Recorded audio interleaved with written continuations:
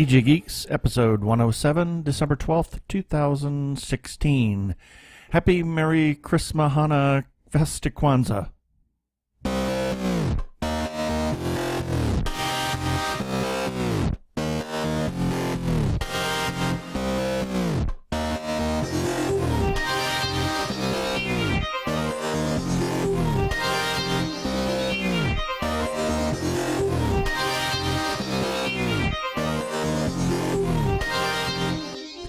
Hello and welcome to another webcast from tggeeks.com, where Ben and Keith, the Two Gay Geeks, talk about all aspects of geekdom and nerdery. Sci-fi, comics, film, horror genre, you name it, we talk about it. I'm Keith Lane and we're coming to you from TG Squared Studios in lovely Phoenix, Arizona. And I'm Ben Raggington, also coming to you from our wonderful Christmassy desert land that is Phoenix, Arizona. Yeah, and I wished everybody a happy Merry ChistmaHanuFestivKwanzaa. E-I-E-I-O. Yeah, because we haven't decided whether we're going to do a show next week or not, or if we're just going to take a break for I think we're taking a couple of break. weeks. I think we're taking a break. A couple of weeks during the Christmas season. We're taking a break. Since we'll talk about that. Yeah, okay. So, on with the news. Star Trek. We all love Star Trek, don't we? We love what Paramount and CBS are putting out, don't we? How about no? Because Star Trek Discovery, that everybody's been really excited about, hey, guess what? Somebody all of a sudden is no longer a part of that project at all, and that is Bryan Fuller. He was one who's kind of like spearheading the entire creative direction of the show. Well, over a little month ago, Bryan Fuller, he had stepped down as the showrunner of Star Trek Discovery, the CBS streaming series. But he was going to stay on as executive producer, and the general story ideas that he had for season 1 would remain intact. Well, now he is no longer a part of the show at all. Well, there it is. Yeah, and there it is. This has got a lot of people really upset. I mean, yes, the show has seen its ups and downs, but people, ups and downs, you got it? Yeah, not really, no. Honey. But surely it would have flourished under the watchful eye of Bryan Fuller. I mean, especially since the guy did work on Voyager, he had some fantastic ideas for what he wanted to do with Discovery. Everybody was really excited about it, and now all we've got is something that was said in an issue of Newsweek. And he said that the production will still utilize the scripts he's written and the first season arc that he's plotted. He has nothing to say really beyond that. He says, I'm not involved in production or post-production, so I can only give them the material I've given them and hope that it is helpful for them. I'm curious to see what they do with it. They have my number, and if they need me, I will absolutely be there for them. Well. Now, there was also a recent story that was just published on Facebook that we were both reading. It was just a comment from somebody who works with Axanar. Not going to no. Well, he works with Axanar. We know that. Well, yes, but the comment was not from it wasn't. person. No, it was from somebody else apparently that had talked with Bryan, and apparently the bean counters got involved. And it was going to cost too much. Something about the startup costs being just a little bit too high. Hey, guys, startup costs for any show are going to cost, especially if you're talking about a science fiction show that you're building from scratch. No, you can't just do this or this and make it happen. It's not magic. No, it's not. You can't beam the, we need a transporter sound effect really at this point. Let's see, I have one somewhere. Do you really? But I don't know where it's at. Oh, no. Well, what a tragedy. Anyway, but you can't beam these things into existence. Yeah. It takes time to build the sets. I mean, with the past Star Trek shows, they had some kind of existing set that they could always alter, redress, so that it was sort of a cost-saving measure. You're not doing that with Discovery. You're starting with an era that is in between Enterprise and the original series. So you've got to come up with a look that is entirely unique. It's not cheap to start something up like this. It's going to cost a lot of money. And it just distresses me that the bean counters at CBS have absolutely no clue of this, which is why they gave, at least that's why it looks like, we will say that it looks like they gave Brian Fuller the boot, which is a tragedy. What I will say is that this is, it's becoming harder and harder for me to feel any kind of excitement for this show. Yeah, don't feel the love anymore. I'm not really. I mean, even though we've seen, we've written some stories and shared them about some of the things that are slated for the upcoming series. Some cast members, things like that. But if CBS, if Suits and bean counters get involved, yeah. So I'm not really feeling it. I'm a bit disappointed. We will watch the premiere because that will be on CBS itself. Then we'll make a choice. Then we're going to make a decision. But right now, I'm not feeling a lot of love for it. But I will tell you about a show we are feeling a lot of love for. Yeah. Luke Cage. He's coming back. And I'm talking Defenders Season 2. Season 2. Yes. So, yes, the end of September, we had the debut of Luke Cage, which was Netflix's latest TV series from Marvel. Of course, we got several others coming up that are down the pipeline. And it was the third of an entire lineup of shows that will be leading up to the Defenders.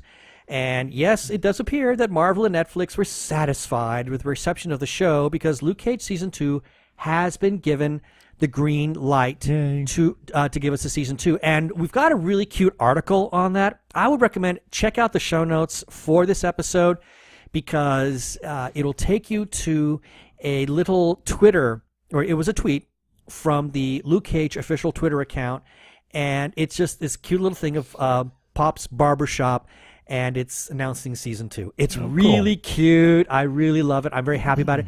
And what's nice is that they didn't take as long to announce this as they did Jessica Jones. Yeah. Oh, that took forever to announce.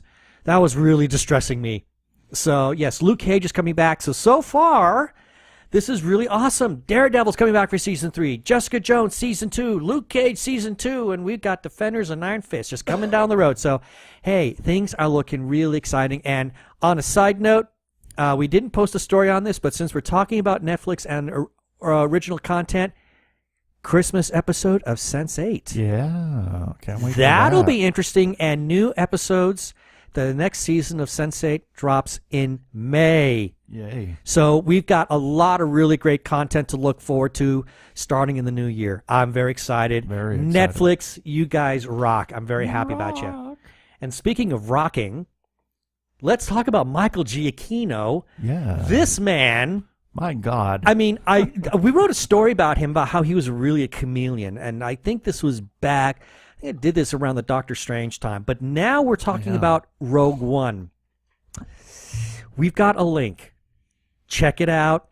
It will take you to a YouTube exclusive of a couple of snippets being recorded by the London Symphony Orchestra from Rogue One. And this will whet your appetite, since Rogue One, will be coming out this coming week. Yep. Yeah, and all kinds of excited. Yay. All kinds of excited. The advance buzz I just saw moments ago. The advance buzz from Yahoo. The critics are going ape over this movie. I'm excited. I'm excited. I'm more excited for this movie than I was for Force Awakens. Yeah. I think this movie is just going to really blow the roof off the theater. I'm very happy about it.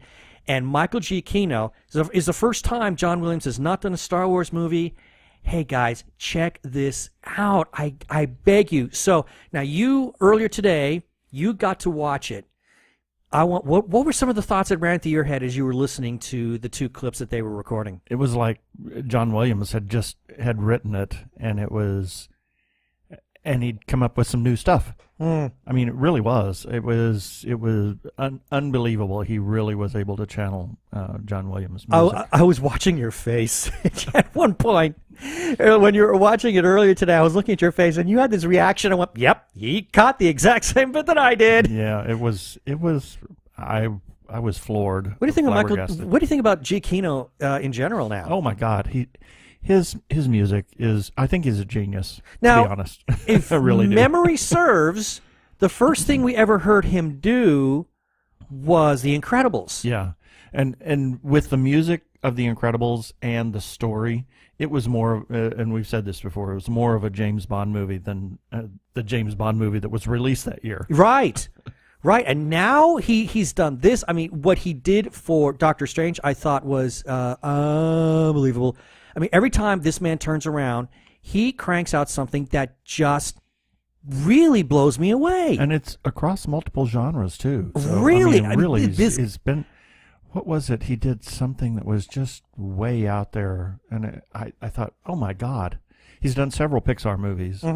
As well as, I think he did the music for that one little, the short. He's done a couple of Yes, he shorts. has. Yes, he has. So it's really just kind of, he's a chameleon, as you said. He's able he really to just is. write in any style. He channels these composers, and it's not that he's emulating. He is creating new content. That sounds like. That sounds like somebody else because that's what they want. But at the same time, if he wants, he can turn around and crank out something that is entirely original. I mean, this man is, I think he's going to come down. He will go down in history as one of the greatest composers and I think in right up there movies. with John Williams and Jerry Goldsmith and Howard Shore. Yeah. I mean, the guy is, he really deserves a lot of Academy Awards. Yep. That's all I got to say. So well, I hope so. I certainly hope so too. So that's our first segment, but we've got more down the pike.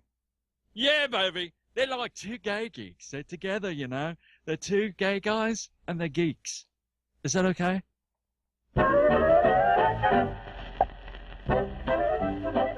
What does that sound? What is that music for? I don't know, but it's really happy. Yeah.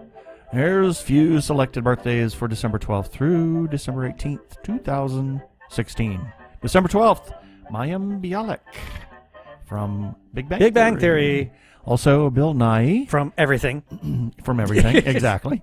And Robert Lepage, who is producer, director, scene designer. He's worked for extraordinaire. Cirque du Soleil, and lately he's done productions for the Metropolitan Opera. Yep. Check out his Ring Cycle. Oh, Just my God, I unbelievable, loved yeah. it. December 13th, Dick Van Dyke. The man doesn't stop. And he's going to be 91? 91. You know, and we just saw him a few years ago on your birthday, Yeah. reprising senior Mr. Dawes from Yeah. in the Mary Poppins Elder musical, Mr. Elder Dawes. Mr. Dawes. And the guy was just dancing up a storm. I mean, he's amazing. Just really amazing. Yep. Also on December 13th, Tony Curran. We interviewed him a number of years back with Slice of Yeah. Sci-Fi. The guy was fantastic. I would love to talk to him some more. Yeah, it's interesting that Bill Nye is on the 12th and this Tony Curran is on the 13th. Because they were in the same Doctor Who episode. Yeah, exactly. Yes. Exactly. That, one of the... Oh, man, I love that episode so much. It was a great episode. Yes. Truly. December 14th, Spike Jones. As in the comedian Spike Yes. Jones, the one who Yes. could make all sorts of really goofy sounds. Yes, you know, that's of course, Spike you know Jones. the famous one is the horse race, and at the very end, Beetle Bomb. That one. Yep. Yep. That's Spike Jones. Also on December 14th, Michael de Notre Dame, also known as Nostradamus, as I can't remember what, I didn't put the year that he was born. It was like 1645 or some crazy something like It was that. a long time ago. Yeah, it was a while ago. December 15th, Charlie Cox. We were talking about Daredevil a little bit earlier. Daredevil, yes. And Unless we're talking the. Oh No, no, that's this is- Wally. I'm thinking of Wally Cox from Hollywood Squares and Charlie Weaver, who was also in the Hollywood Squares. So Lord. there I go. Yeah, there's a derailed train of thought. Oh, yeah. No, this is Charlie Cox, Mr. Daredevil himself. Also on December 15th, Garrett Wang. Ensign Kim from... Ensign Kim from Voyager. Yeah. And also on December 15th, Gustav Eiffel. Or is it Eiffel? Well, depends on whether you're pronouncing it properly in French. Oh, well, fond. Yeah. Okay, so is it like the Eiffel Tower? Yes, as a matter of fact, it is. Oh, okay. There you go. All right, I'll take that. December 16th, Kristen Ritter. Kristen Ritter. Yep. How about that? Jessica Jessica Jones. Jones. Yeah. Wow, I'm sensing a pattern. Yeah, there it is. I had to put both of those in there. I had to go back and do, I can't remember what it was, but there's a couple that are kind of like this in this birthday episode. Yeah. Also on December 16th, Arthur C. Clarke. Oh, one of my favorite science fiction writers of all time. Yes, and Ludwig von Beethoven, 1770. December 17th, Bernard Hill. Of Doctor Who, if I'm not mistaken. No. No? Theoden King. Oh, King Theoden. Yes. Oh, that. That Yes. Bernard Hill. Also on December 17th, Bill Pullman. I think he was in Doctor Who. He was in Doctor Actually, Who? no, he was in Torchwood. Bill Pullman? Yes, he was. He was in that. He was in the Torchwood American version. Oh. He was that really nasty pedophilia kind of guy who became like very immortal and became like this messianic figure. Okay. It was a terrible show. Okay. It was horrible. So it's no wonder you don't remember it. Yeah. December 18th, Steven Spielberg.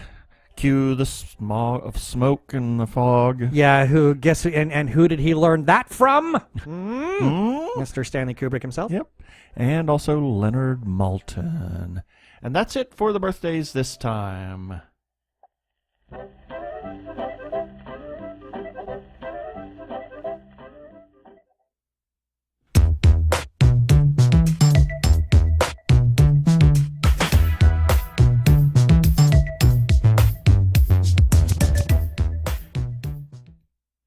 Hi, this is Heather Langenkamp, and I wouldn't dream of missing an episode of Megapodzilla. Hi, this is Robert Hayes.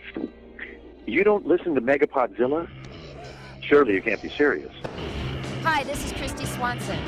Does the word duh mean anything to you? Hi, I'm Crazy Joe. I'm Hot John.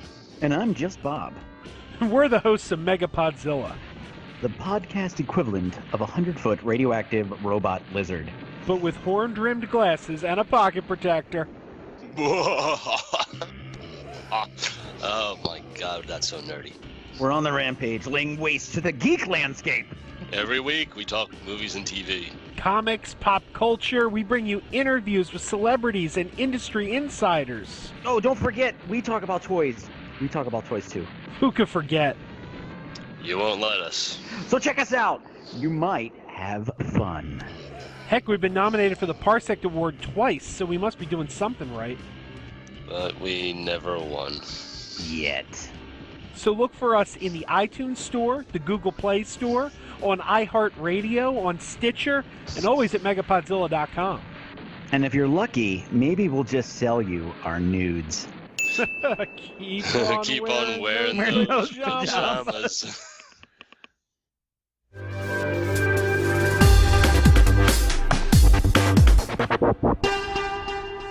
Go give a listen to our friend Joe and the crew over at Megapodzilla. And now,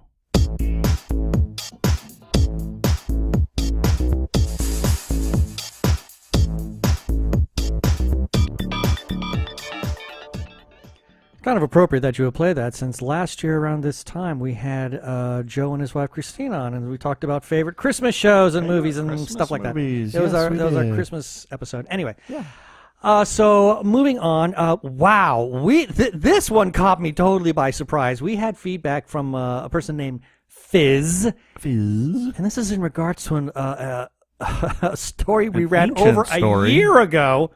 We ran this story. Somebody's looking at our website. Someone's looking at our archives, and hey, I'm all for that. Yay. I love that.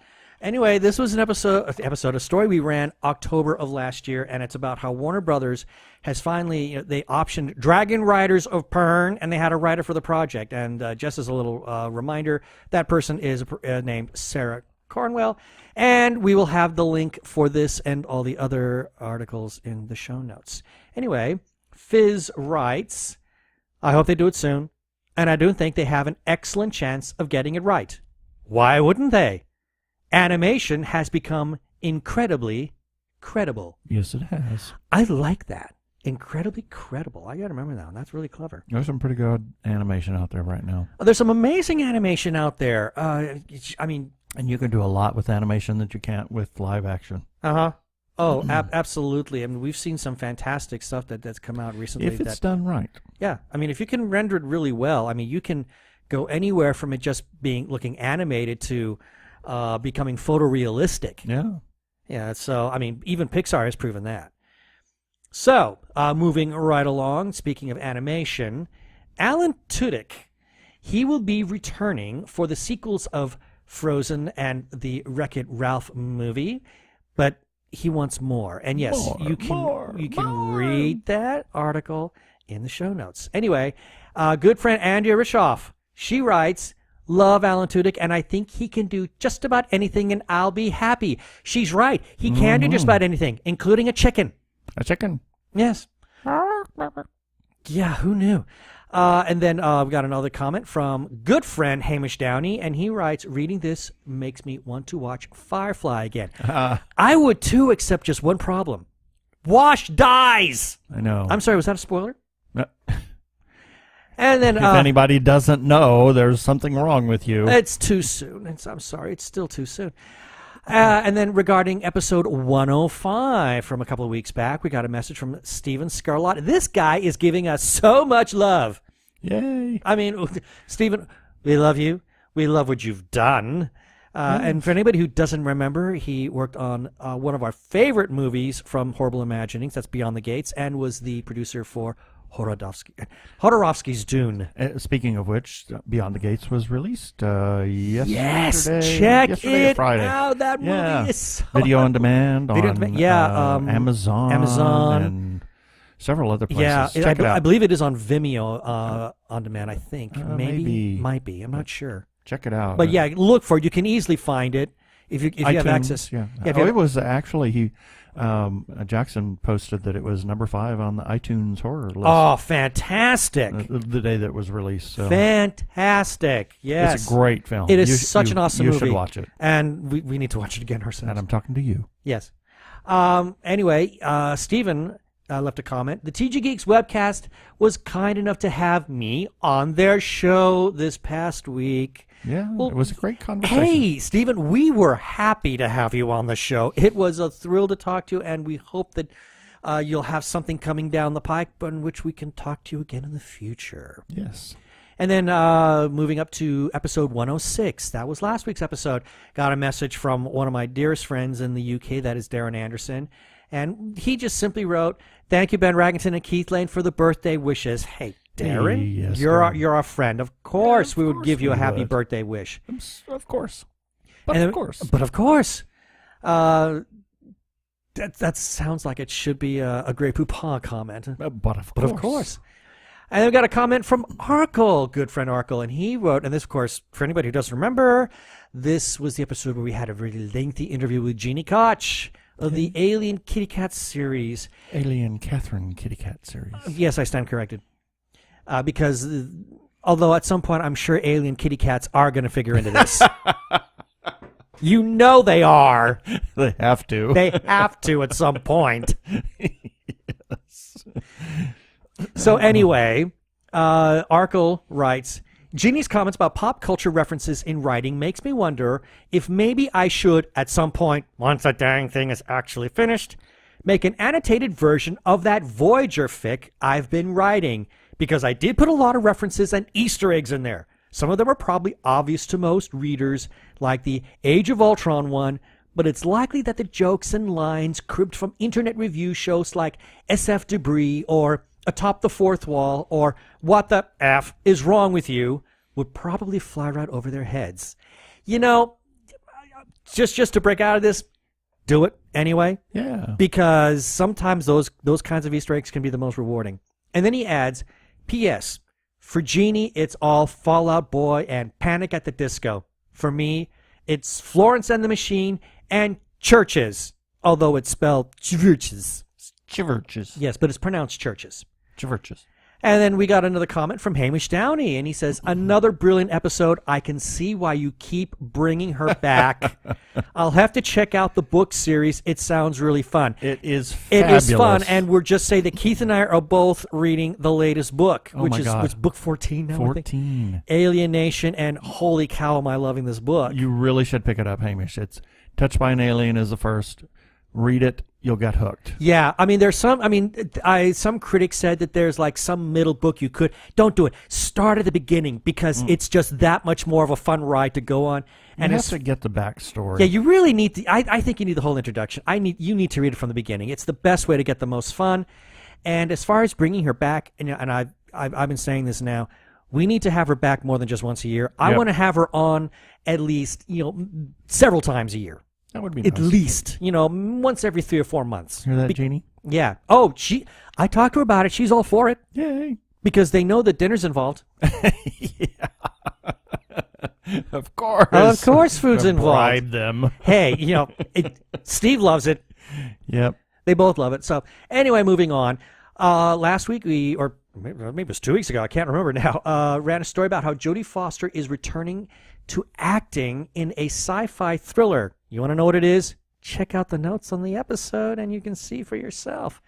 Anyway, we got a feedback from good friend of the North, Tom Alred Gulbranson, and he says, can't wait. I loved her in Contact, one of my favorite movies. It's a great film. Oh, God, yeah. In fact, it's been a while since we've watched it. Yeah. I think we need to pull that one out again. Yeah.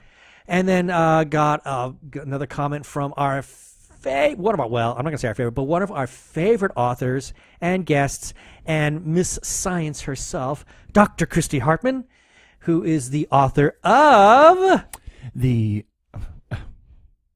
Daughters of Anarchy. Daughters of Anarchy, yes. And also the Corvallis Chronicles, exactly. the trilogy. Which is, and both of those are very, very sciencey. Yes, they are very sciencey. She is actually a geneticist. Yes. And that features heavily in her work. Although Daughters of Anarchy Genetics. is not quite so much hard. I mean, it's good science, but it's also kind of pulpy. Yeah. Which makes it fun. But it's good. Yes. And she writes, cool. She'll always be Dr. Ellie Arroway to me. Contact is one of my sci-fi faves. Now, how did I guess that one? Yeah. Duh. And then we also ran a story about the first real trailer for the new Mummy movie that Tom Cruise is starring in. And again, you want to see that trailer? I recommend it. Check it out in the show notes. Because, well, I'll ask the question when I finish reading the comments here. Got another comment from Tom Alred, and he says, man, how many movies does Tom do in 1 year or so? Not sure I'll watch this, but we shall see. If you guys like it, I'm all in. I did love The Last Samurai, but I've gotten a little tired of Tom Cruise. And then I got a comment from Carol Eden. She says, not required, just another action movie for Tom Cruise. He should try making a movie with acting or thinking required. And I will say this. I'm a little tired of The Mummy being rebooted as simply an action flick. In fact, I kind of yearn for the day when you could have classic monsters in horror movies again. Yeah. I would love to see that. Bring doesn't back... have to be an action film. No. I mean, But horror doesn't have to be action. No, it doesn't have to be. I mean, I would like to see a good horror movie with, with the classic Universal style monsters out there to scare the crap out of me. So, speaking of scaring the crap out of me, Greg Berlanti, Mr. Genius behind all the CW shows, is going to be directing a remake of Little Shop of Horrors. That could be interesting. It could be very interesting. Well, a couple of people named Scott don't think so. First, Scott Linder, good friend of the show, says, I'm kind of getting burned out on remakes in my old age. Yeah. And then Scott Purdy, who we know from, good Slice heavens. of Sci-Fi. Well, Slice of Sci-Fi, but Yeah. he worked on something more specific than that. It was Multiverse News. Multiverse News, yes. And Scott wrote, can the plant eat Felicity? Please? Well, gee, where's the love there, Scott? Yeah. And then Scott Linder, well, obviously he's feeling the love too because he says, I'd see that if they did it. Seriously. Yeah. Wow, you guys, such love, man. I'm telling you. And then lastly, this is a comment to the story that we did about how good is Michael Giacchino. Jeff Patton of Origin Beyond the Impact left a message, and he says, fan of John Williams, but suspect the new score will be just as spectacular. 2 cents and a quarter. Yay. And that's our feedback. That's our feedback. And about our comments, we are very happy to get all of the comments that we can. if you want to know, or not want to know, if you want to tell us something, if we want to know something more about our show, please tell us. Yeah. Yeah, tell us whether you like something, whether you don't like something. Comment on our episodes, comment on our articles, comment on anything and everything except our looks. Yes, we're in our mid-50s. Please. Yeah. So just a reminder, please play nice. You can find us on Facebook as TG Squared Studios. You can look up TG Geeks Webcast. Go to tggeeks.com. You can also find our YouTube channel as TG Geeks. And you can find us on Twitter and Facebook and every place. We're in a lot of places. All the social media suspects. Or you can call our listener feedback line and we'll play your comment on air. 469 TG Geeks. That is 469-844-33. And I get 3357. And I have to add something. If you want to leave voicemail, last week we ran some voicemail from Chuck Tomasi. Guess what? He left that on Facebook. Yeah. So if you want to leave some kind of vocal feedback, if you can record it on Facebook, Chuck Tomasi did. So obviously it's possible, and because we were able to play it. Yep. So there's that option too. There's that option too. Welcome, curious listeners. This is Jackson Stewart, director of Beyond the Gates. Continue listening to the Two Gay Geeks podcast if you dare.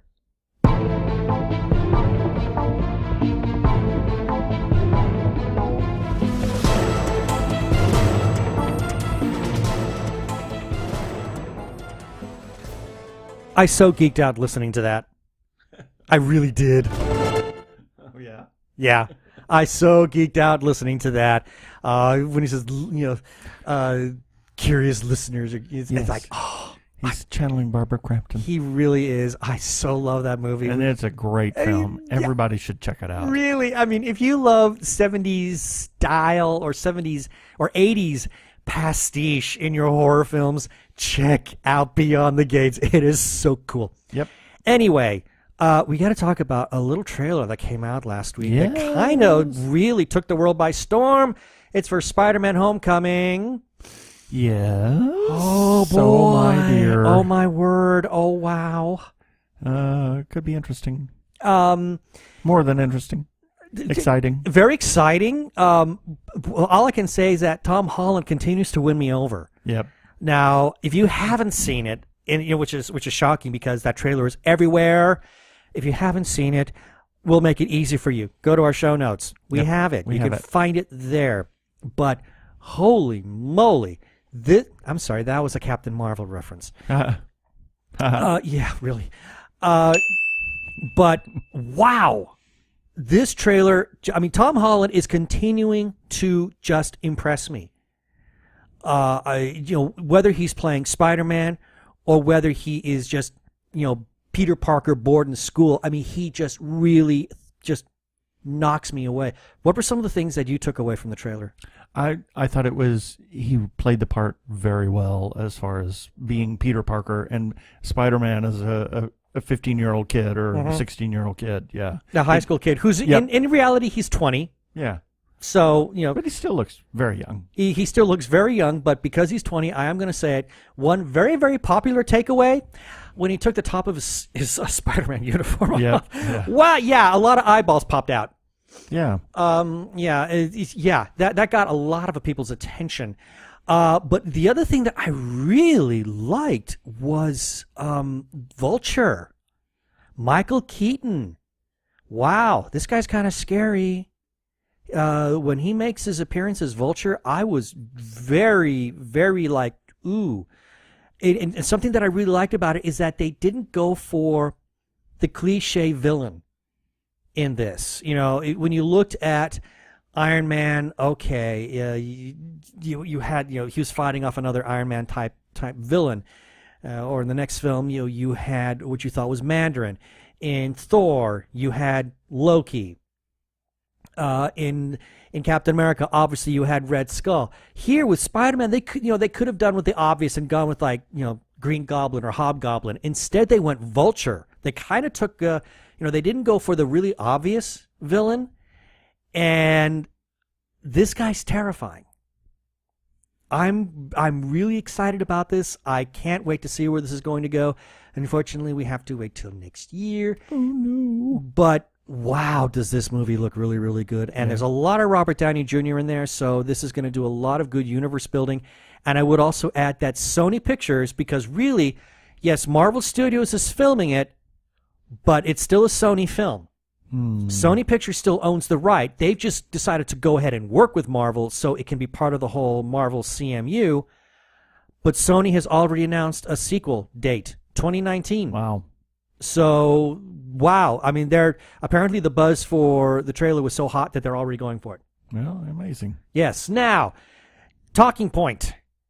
CW, the alien invasion. This was the thing that everybody was looking forward to. Ever since Supergirl came over, everybody was thinking, all right, now we can have a really big, week-long, let's do a big multi-crossover and just really go to town. And I will say that the critics loved it. The fans generally seemed to really love it. Even Jeannie Koch, who had been very much down on Legends of Tomorrow and Arrow, she loved it. Okay. Yeah. It was okay. It was okay. It was just I liked the fact that they let them all play together. It was good. So Although, it was the mixing of the chemistry that you liked. Yeah, but the whole intro to it was, Supergirl, and the intro was the tag on the episode. Yeah, that had a lot of people kind of upset, but because that was all we got a Supergirl, and right. then we got Flash that had Supergirl, Yeah, and but there is a reason. There is a reason for this, and it all has to do with broadcast schedule, because Supergirl was scheduled to go on break because her show started, I believe, first of all the CW shows. Her series started a little bit early, so she was going to go into mid-season break early. So they had to give her a mid-season finale. I see. So that's why they had to use the tag. But you're right. A lot of people are kind of bummed that maybe she didn't get enough of a share of the whole Dominators thing. Although she did pretty good, though. She had enough screen time. Though, she had some good screen time, and here's a caveat: the Dominators are coming back in Supergirl later this year. Interesting. Okay. So she'll have her time in the sun as far as those go. Crossing universes. Well, maybe. I mean, she knew who the Dominators were. Right. She'd heard about them. She said that she heard about them when she was a child on Krypton. Apparently, I guess they'd been repelled when they tried to invade Krypton. So they're familiar in her universe. So be that as it may. So let's talk about the other three shows. What were some of the things that... I mean, what were some of the things that you... three shows? Flash, Arrow, Legends of Tomorrow. You're beginning to kind of show your hand there. No, I do like Flash. But what were... Okay, so let's just the alien invasion itself. Were there just a couple of things that really stuck out, that positives or negatives in any of those shows? I can't think right now. It's already out of sight, out of mind. Oh, wow. It was okay. Yeah, it was just, it was just okay. I've got two big positives in all of this. The first one is, as you said, it was the chemistry. I really enjoyed seeing these people play together. And at the same time, they were able to advance a couple of story arcs, which was really nice. They were able to advance Cisco's little dilemma. Yeah, and I'm glad that they worked that which out. I am too, because it was like, oh my God, you're killing me here. I know it was the hate was becoming, or I wouldn't say hate, but the bitter was becoming just a little bit too bitter. Just a bit, and just a bitter. And the one person on Team Arrow was, what does he call himself? Raw Dog. Oh yeah, him. He still annoys me.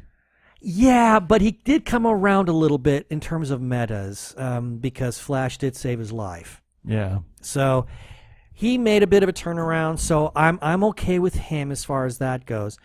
But yeah, seeing them kind of mix up together was enjoyable.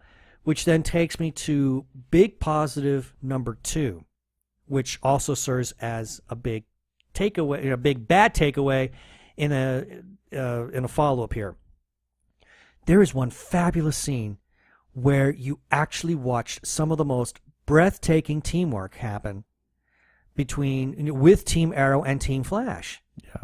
It was amazing how they were all able to work in some kind of in concert with each other. You know, not just Team Arrow, but also some of the legends, because White Canary was a part of that scene as well. And the way they all fought together, I mean, I thought it was amazing. I really, really liked it. And so for the most part, I thought it was a really great crossover. I imagine they'll be doing that again next year. I hope they can come up with something as equally creative. That doesn't seem too far-fetched. Using the Dominators was not a bad thought. I was happy with it.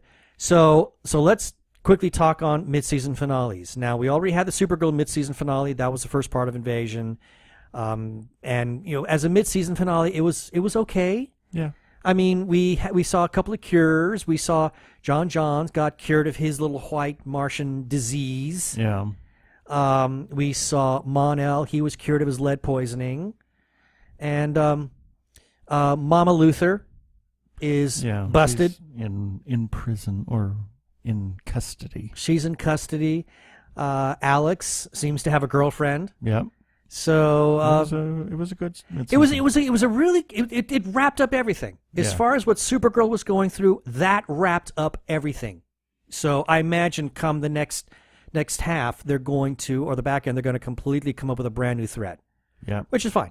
That's okay. We had the Flash mid-season finale, which in fact we watched the other 3 mid-season finales all today. Yep. Flash mid-season finale. Not bad. Not bad, no. Not bad. Obviously, we're not going to say it because we don't want to spoil it for anybody who hasn't watched it yet, but it was okay, but boy, did they kind of left some loose threads hanging there a little bit. Same thing with Legends of Tomorrow. Yep. There was a really weird loose thread going on with Snart. Yeah. So who only knows where that's going to go. Arrow. Now let's talk a little bit about that one. Do we have to? Well, without getting too spoilerific. WTF? Yeah, exactly. Yeah. I understood that after watching that. Now I saw that post on Facebook, and it's like, oh, okay, we have to watch this. Yeah. And this is also their 100th episode. Oh, this was their 100th. Yes, yes, it was. So supposedly Oliver's going to be a different person after 100. Well, considering what we just saw, I'm not entirely surprised. Yep. I'm not, like I said, I'm not going to say it in case any of you haven't watched it yet, but I would recommend it. If you are followers of Arrow, or even casual followers, take a look at it, because wow, it was big. It was really, really big. And Arrow, that wasn't a mid-season finale. That was a frickin' cliffhanger. Yes, it was. So take a look at it. I'm really anxious to see that show come back. Yeah. So now that we've talked a little bit about that, I want to bring this up. It's something that's kind of we hinted at the beginning of the show. Yep. I have a funny feeling that we're going to be taking a bit of a break. We're going to take a break at least through the holidays, through Christmas. So we'll come back in the new year and have a brand new episode for you. Yeah, but at the same time, I want to address a couple of things here. And we say this a lot in our articles, especially when people, or news agencies will post a really hot story, and we post it like a day later. And usually when that happens, I try to add the little caveat, it's only the two of us. So for anybody who has not read those, let's just say it here. Two Gay Geeks is just us. It's just us. It's just the two of us. There is no most staff. Most of the time it's you. Well, when it comes to the articles, most of the time it is me. But, Keith has done his share, too, of writing a couple of some really good reviews that have gotten people's attention. I mean, the review that you wrote for Origin Beyond the Impact just absolutely thrilled Jeff Patton to no end. Yep. He loved that. So, but it's still just the two of us. I mean, I do more of the writing and Keith does more of the administration, but it is still just us.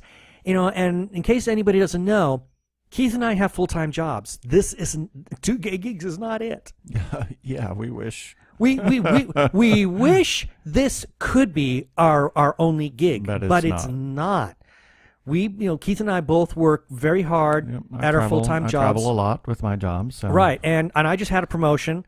For a little over a year, I was able to work from home. So whenever the workflow allowed for it, I could quickly crank out stories. But now I don't work at home as often as I do. I still do, but I spend more of the week in the office now. So it's very hard for us to put a lot of, really exciting energy into the show week after week after week after week after week after week, et cetera, et cetera, et cetera. It's not saying that we don't love what we do. We do. We love this. I love it, and yeah. I'm a little. We've just gone, go. Yeah, and especially since August. Since August, I mean, it's just been wild. I mean, only the last couple of weeks have we finally had some weekends where we weren't doing anything. Actually had weekends where we didn't have to do anything. I know, it's the first time in a very, very long time. So now, especially since we're going to be traveling.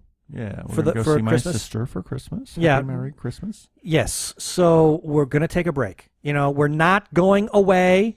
We're just taking a break. But I also want to take this opportunity to say, I want to give thanks to a couple of people. I want to give thanks to Tom Allred Gulbranson because he has submitted, he did give us that Robotech story, and despite the fallout that it created, Tom... It actually helped us. Well, not only did it help us, Tom, it was a good article. Yeah. It really was.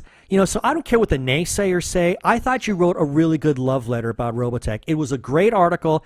And if, and then we've got Claire O'Leary, who wrote, she wrote a review for Suicide Squad. Loved it. And, David Wagner did one for Hateful Eight. So... for all of you who've written stuff, we thank you, and we're just going to put it out there. Just throw it out there. If any of you want to write something for us, hey, we'll take it. We'll publish it. Yeah. Just let us know. And as long as it falls within our guidelines, and if you're following us, I imagine you're of that mindset. We'll be happy to publish it. Yeah. So, it takes some pressure off of us to continually put content out there. So we love it when people help contribute to our website. Just let us know. And we'll, you're going to get the credit. We're not going to take the credit for it. We will credit you, whoever you are, who submits something for our show and our website. And we do want to thank everybody that listens and everybody that looks at the website and looks at Facebook and comments. And we do this for you. Yeah.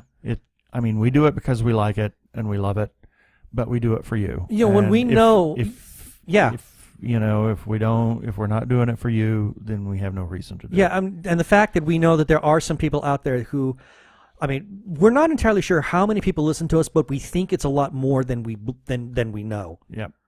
We have a funny feeling that we've got a really good-sized listening audience.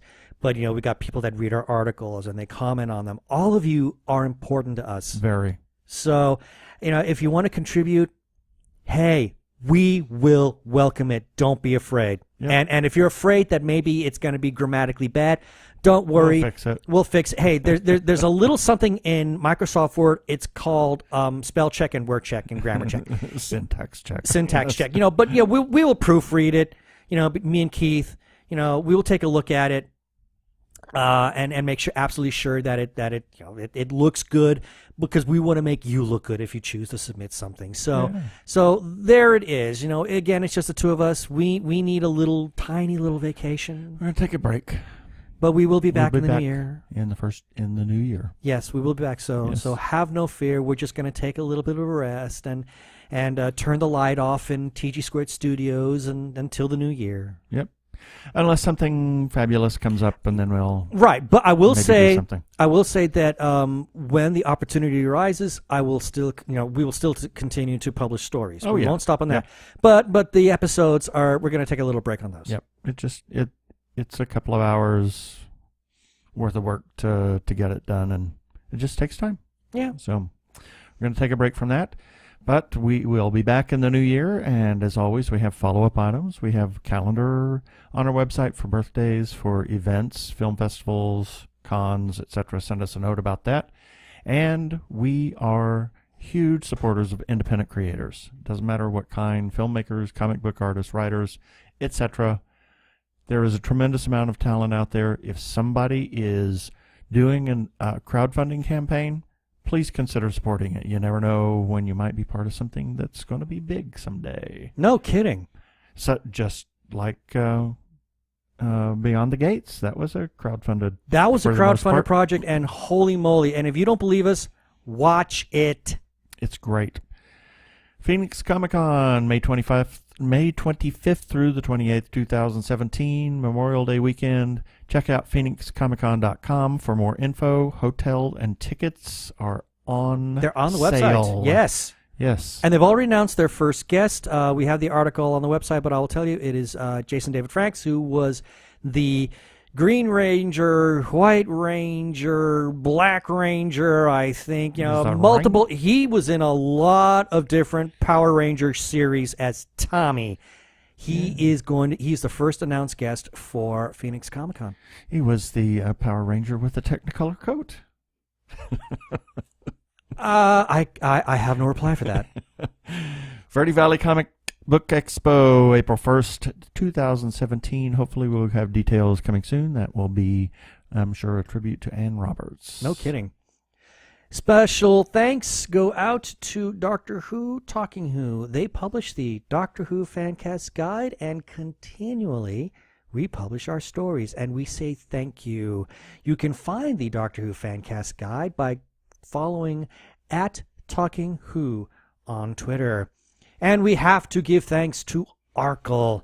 Yes, Brian Weber, because he is on Twitter known as Social Justice Scald, and he's a duck with a Green Lantern outfit. That's his that's his little avatar. It's really cute. And Social Justice Scald puts out the Arkle Times Post-Dispatch News, which also republishes our stories, and that makes us very, very happy. And you can find that by following Social Justice Scald on Twitter. He is @Arkle. And Brian is also on Tumblr with the Incorrect Star Trek Voyager quotes. Check it out sometime. You will get a good giggle, but don't do it at work because you don't want to lose your job. And we also have to give thanks to Sci-Fi Obsession because they have been just going gangbusters republishing our stories as well on Facebook. And they can be found at www.facebook.com/sci-fi-ob. That is SCIFIOB. And we want to give a shout out to The Lucky Show, the twins, Sasha and Dagmar. They give us lots of love on Twitter and also on our YouTube episodes. Thank you very much. Check out their show and check out their Twitter feed on YouTube. It is The Lucky Show. They do old movies, not just old movies, but classic movies, let's put it that way. And they do really nice little reviews and commentary on there. Thank you, twins. And we're still waiting from some voice feedback from you, twins.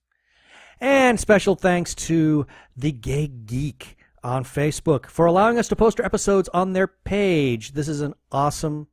It's an awesome group page. It's the one that I enjoy the most, and I really mean that. And you can find them by going to facebook.com/group/thegaygeek with very special thanks to Jeremiah Reeves. He is the big moderator there, and he's the one who said, okay, you can share your stuff here. Thank you, Jeremiah. And we want to remind you that we do have Amazon ads on as widgets on the side and at the bottom of each of our articles. If you could just click on an ad. If you want to buy something, you can buy it through one of our search ads, but you don't have to buy anything. Thank you for your support. And lastly, please rate us on iTunes. Yes, because the more ratings we get, the higher our rating on iTunes goes, which allows people to kind of see us there. So we like that. Yep.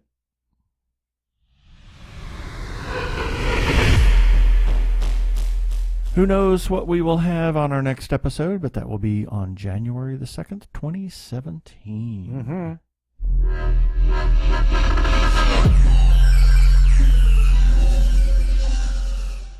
Okay, that should do it for this episode of TG Geeks Webcast. Be sure to check out the article for this webcast episode. We're going to have several links on the page to articles that we talked about. And remember, you can comment on our Facebook page or our website at tggeeks.com, or you can leave us a voicemail at 469-TG-GEEKS. That is 469-844-3357 from TG Squared Studios. I'm Keith Lane. Thanks for listening. I bid you peace. Happy holidays, everyone. Merry ChistmaHanuFestivKwanzaa.